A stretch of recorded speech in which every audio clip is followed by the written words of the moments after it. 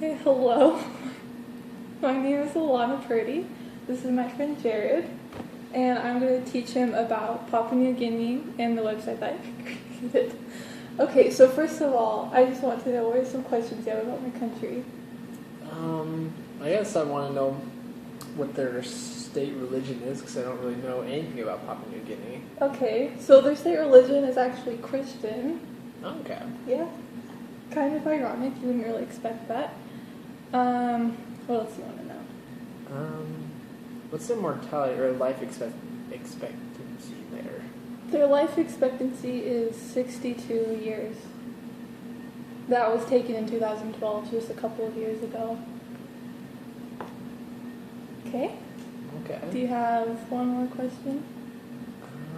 Let me think. Oh, and what's their official language? Their official language. They actually have three. The first one is Tok Pisin language. They speak English there too. And then we have Hirimotu language. I have no idea what they sound like, but those are those I think languages. English, you know what it sounds I like. do know what English sounds like. It's true. Okay, so now I'm going to teach you about the 8 Millennium Developmental Goals. Okay, so these were developed by the United Nations. They started a long, long time ago, and they have 8 goals that they're planning to have completed by 2015, which is not possible because there's only 5 months left of this year. So the goals are, this is with all developing world countries, all first or third world countries. They want to eradicate poverty, improve education, promote gender equality, empowering women, reduce child mortality, improve maternal health, combat HIV, AIDS, and other diseases, ensure environmental sustainability, and global partnership for development. So these goals, for each country that they kind of decided that were third world countries and need help developing, they had specific goals for each country that they made. Like, for instance, like with Papua New Guinea, they had plans, like with education, they need more teachers mostly, because there aren't enough teachers. And they developed them, the United Nations did, to just help the world and end poverty, as the website says.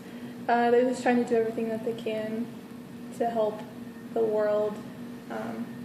They've made progress in all the goals, but it hasn't been completely finished yet. They're still taking a while to work on them. Okay, so how my country is doing in each goal. So the education in Papua New Guinea, like I said, is not that great. The biggest problem that they have is non-educated teachers. Mostly, they know very little, or as much as, I know the kids can only go to a certain point because that's how much the teachers know. There's just a lack of quality teachers. And then I also found that there's a lack of schools and transportation, that the schools are way too far away for the kids, so they can't even attend school. Oh my gosh. Because they're really far away. You could turn the violin over there if you want to. Excuse me.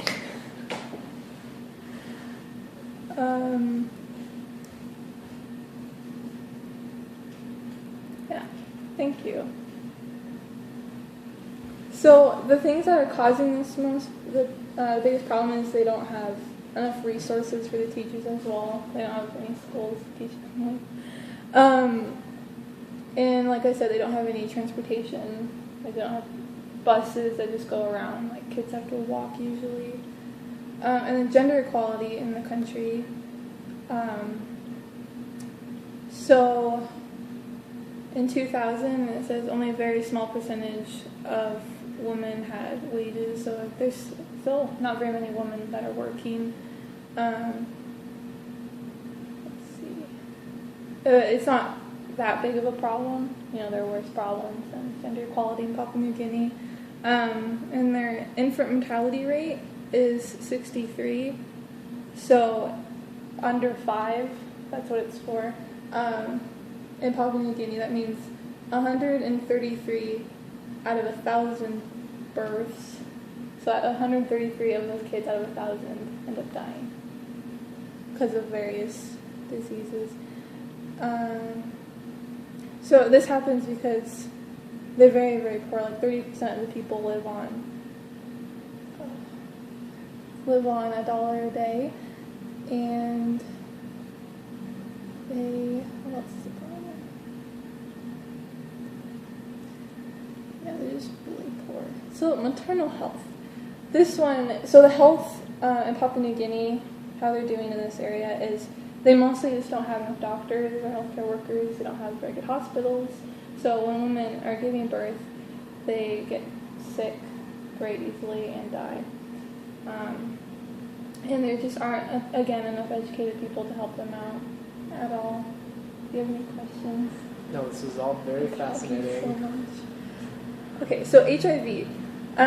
This is a problem in the country because they do not know, again, uneducated, do not know about protected sex. They just end up being intimate with multiple people. They don't even care who they are really, and it's often older men sleeping with younger girls, so it just gets spread everywhere. And if they knew what was really, that they could prevent it by having protective sex or just stop having so much sex, then it could fix the problem. So in Papua New Guinea, 3% of adults that live in Port Moresby, which is just one part of the island, are tested positive for HIV. So it's high incidence of sexual assaults also, because there's a lot of rape that goes on that spreads HIV around, and AIDS. But like I said, they're unaware that this is happening. They don't know that they could stop it, but they very easily could. Okay, what else?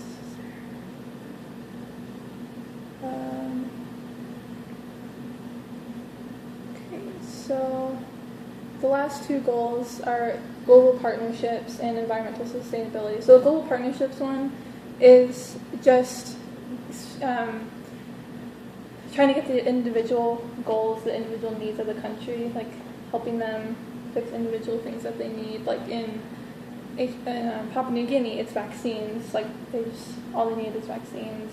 That would really help them. And it's like getting resources from other countries to help them out. The environmental sustainability. There are 3 main issues in the environment in Papua New Guinea, and those have to do with logging, mining, and forests. And the main problem that I found is that the people of the government, they cannot decide on one solution. They just kind of dance around it a little bit, and they don't really have any solutions for it. So those are the 8 Millennium Goals. So what do you think about those goals? I think they're all worthwhile goals, and they are trying to help the people, even though I feel like they're kind of unrealistic in their time schedule or their timetable. Yeah. There's no way that they could complete those in 5 months. So yeah. Maybe in a couple of years with continued effort and support from more advanced countries like the U.S., France, UK, Germany, and stuff like that, they can achieve those goals. Yeah, and they're constantly finding new ways to help these problems, because we watched a few TED Talk videos about these guys. This guy who created this water purifier, and it costs, I can't remember the amount, but it would save so many lives if they just had clean water. It's just simple things like that would save so many lives. So in Papua New Guinea, the main needs are vaccines and education. People just need to be educated. They need to know things. The country can improve in a meaningful way. How do you think it can? It can they just need the help. They just need resources to help them with their education. Something that could also help is their government becoming more stable, because if, kind of teaching a man to fish, feeds him for the rest of the rest of his life. It's kind of like that analogy. Yeah. They need to teach them to be independent. Yeah. And the only way they can do that is having a strong government. Yeah, that's true. So, what I believe the future holds for my country is that they are on the right track. They are improving. They're doing well. They are definitely not the poorest country or the worst country in the world. They just need more resources. They just need some help. They just need the education and the vaccines, and they'll be good and safe. Yeah. Any questions from you? No, I can't think of it anymore. It's been very enlightening. Good. I'm so glad. Okay, well, thank you for joining me. Bye-bye.